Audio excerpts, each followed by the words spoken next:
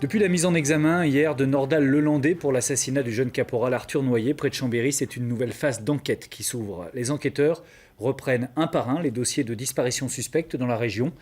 La justice a ainsi contacté via une association la famille d'un Stéphanois de 22 ans. Il a lui aussi disparu, c'était en 2010, et sa toute dernière trace, laissée par son téléphone portable, c'était précisément à Chambéry. Oslem Unal, Arnaud Jacques. Dans la chambre de son fils, rien n'a changé. Les mêmes meubles au même endroit et sur les murs, le portrait d'Adrien, disparu il y a 7 ans. C'est très difficile, on ne peut pas se débarrasser comme ça de choses quand on ne sait pas. Donc voilà, c'est beaucoup d'émotions quand je rentre ici. Comment son fils, Adrien Fiorello, un jeune homme sans histoire de 22 ans, a-t-il pu se volatiliser sans aucune explication? Le jour de sa disparition, son téléphone a borné à Chambéry, alors qu'il vit à Firminy, près de Saint-Étienne. Aujourd'hui, impossible pour ses parents de ne pas faire un lien avec l'affaire Lelandais.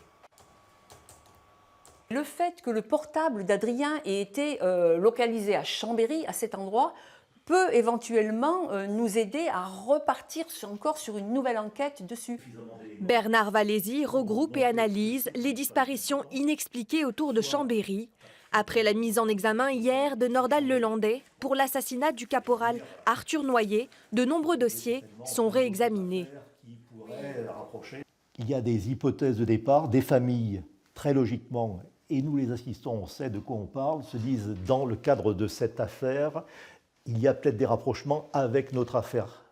Et donc, ils souhaitent que les vérifications soient faites pour lever le doute et au moins fermer cette porte-là dans l'affaire qui les concerne. Dans tous ces dossiers, aucune accusation, mais des interrogations, avec l'espoir pour les familles de connaître enfin la vérité.